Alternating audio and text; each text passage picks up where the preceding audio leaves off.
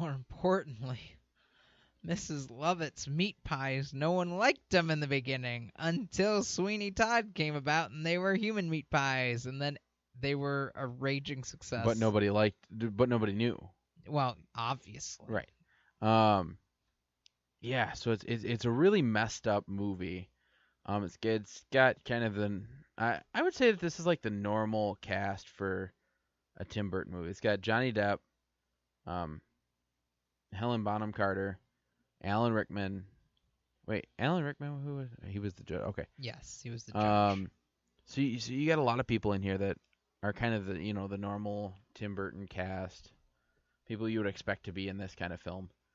It's really good. The one complaint I do have, is the singing. Why is that? I don't know. Like I pictured a musical. I pictured the singing to be better from certain parties. Oh, okay. Yeah, I'm not going to defend them as the greatest voices in the world, but the music to this movie is Oh, the music was incredible. good. Yeah. The script was good. Yep. The acting was phenomenal. I just feel like the music had a little bit like I would have actually preferred if Mhm. they would have turned this into just a movie without. I feel like it could have done well without the music. I feel like it was thrown in there because it was supposed to be a musical. That's the whole point of it. No, I know. Stephen Sondheim. I mean, you're talking like really good musical. Like Stephen Sondheim is very well regarded. And I'm not saying you couldn't still have music in it. Mhm. I'm just saying, or do what they did in High School Musical. Swap out Johnny Depp's voice for There you go. somebody else. Yeah. And a few others. But so I don't feel like the singing was really that great. It could have been a lot better. But the storyline and like you said, the music was really Yep. good.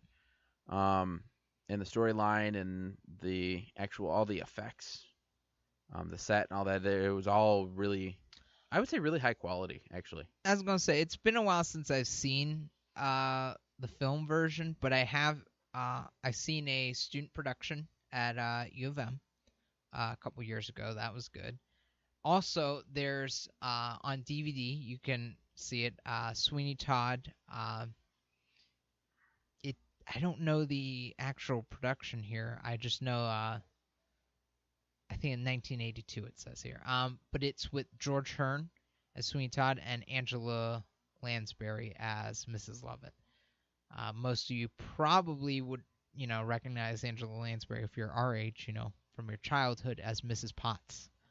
So, which is very unnerving to hear Mrs. Potts singing about like human meat pies. Like it's a very disturbing thing, but honestly, the stage production, like I said, George Hearn and Angela Lansbury, that's very, very good. My brother recommended that one to me.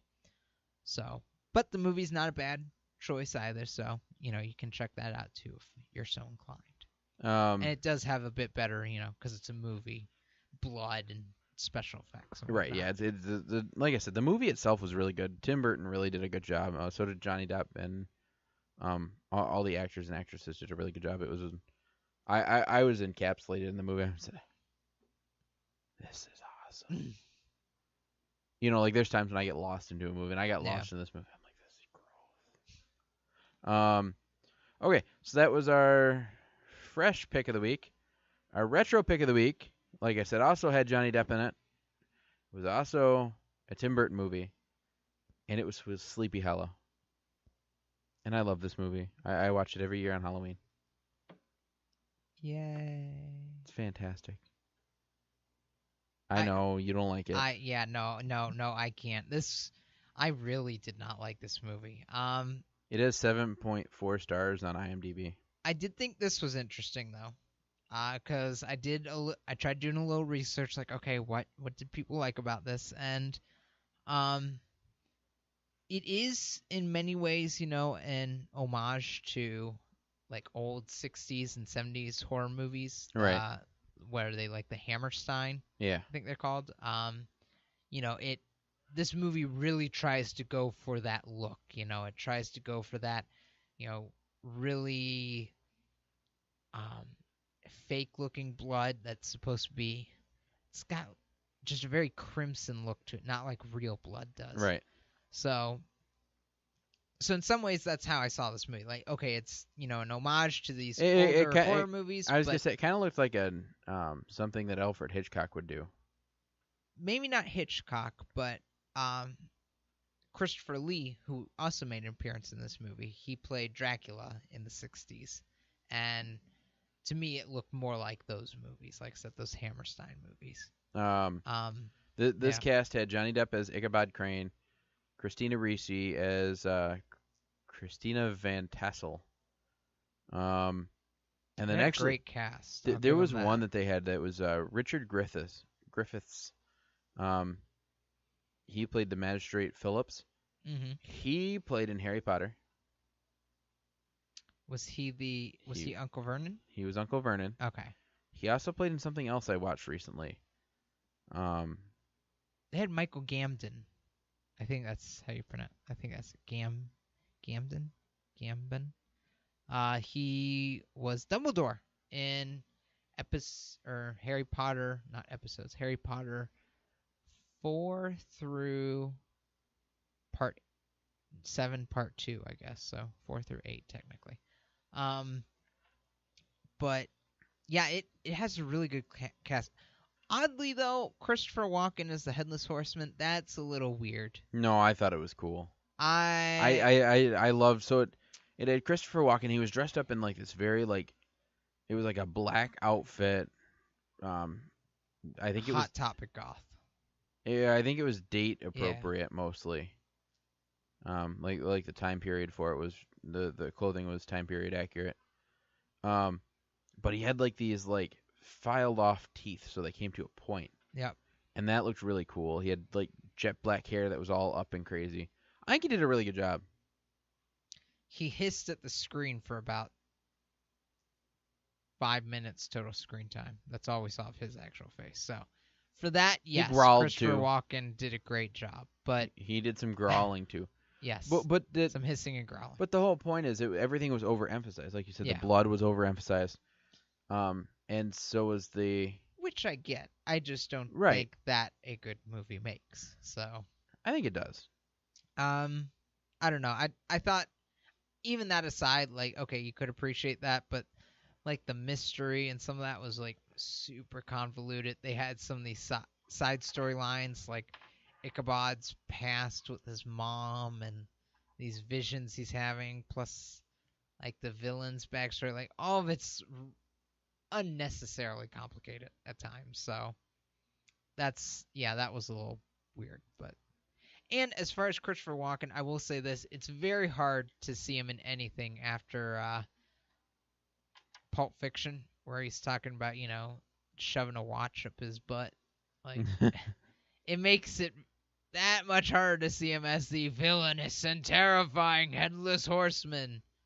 Which, by the way, if I'm being honest here, the other thing is I need to recognize my own bias against this movie.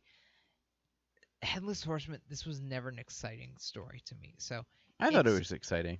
it's always exciting to see the Headless Horseman for like that climax that he's in, where it's like, oh my god, like there he is, this is terrifying, and then that's like the whole thing. Like, in this movie, that's all I needed it to be. I think they overused him a little too much, where he lost that terror factor. I think if they just stuck him more at the end and made him more mysterious presence throughout the movie.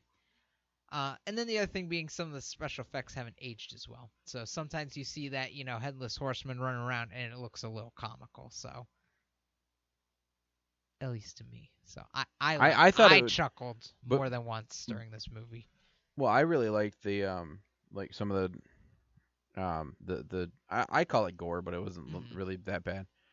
Like they show the point like they're telling the tale of the headless horseman, and they do the whole like fade into Yeah. and that's where Christopher Walken comes in, and he's playing the headless horseman, and they're telling the story, and then it gets to the point where they his head gets chopped off, and then you actually see like Yeah. his head get chopped off, and then you see like his body laying in there, and they just hold his head over and drop it in the grave. Yeah. And that was really cool. And I liked the villain. I liked the fact that everybody thought that he was just seeking revenge for whatever. Yep. but there was really like an underlying, there was a cause for it. Um, which actually kind of made him, I don't want to say innocent, but it kind of made it like he wasn't really the villain in the movie. Yeah, he was a tool. And I thought that was kind of a Yeah. cool, you know what I mean? Yeah.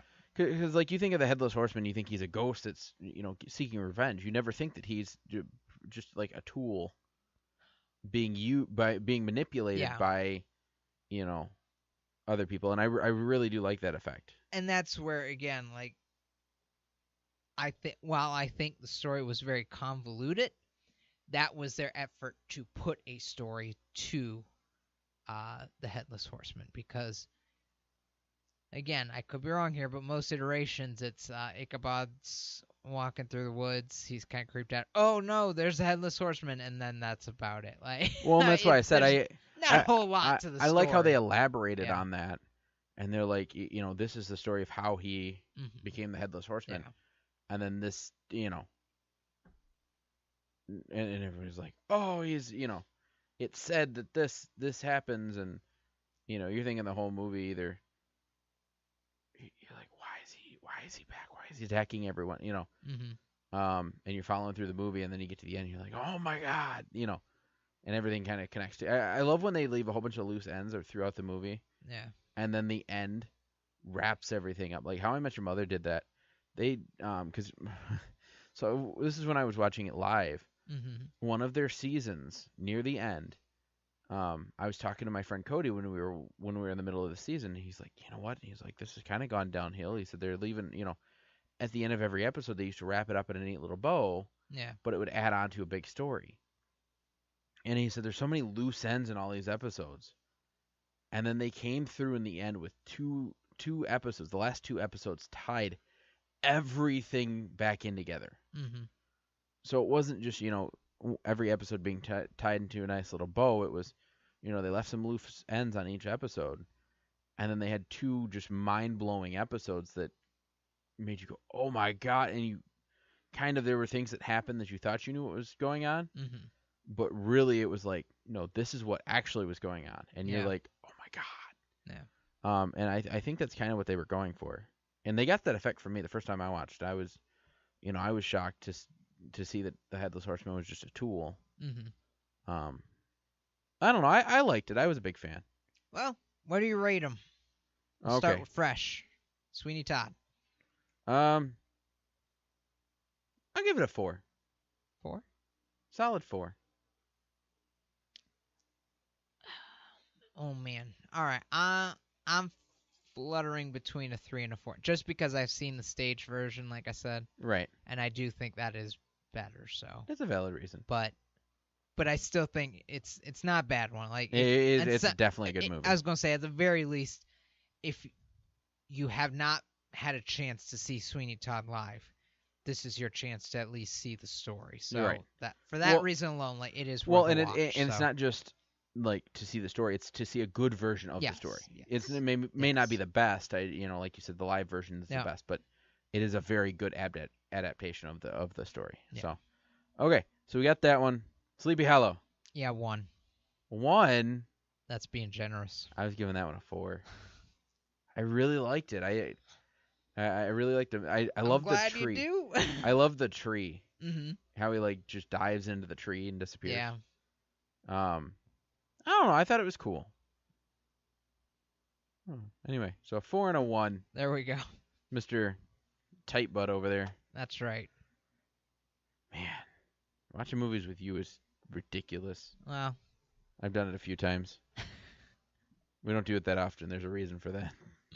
What can I say? Although usually if I go to a movie, he's paid for it before. Like we went to the Fast and the Furious and he paid for me. I was like, man, this is nice. There we go. See. That maybe why I want him to bring back his YouTube series because I got free movies out of it. He's like, yeah, I'm gonna go see Fast and Furious. I think it was 8 we went and saw, or was it 7? 7. I haven't seen 8 yet. Oh, 8 hasn't come out yet. No. Yeah, 7's the okay, but he's like, or 8 is out. I just haven't seen it. Yeah. Which is sad because I wanted to see it in theaters. Anyway, but we were seeing it and then he reviewed it, so I'm like, sweet. Anyway, so as always, I just want to let you know that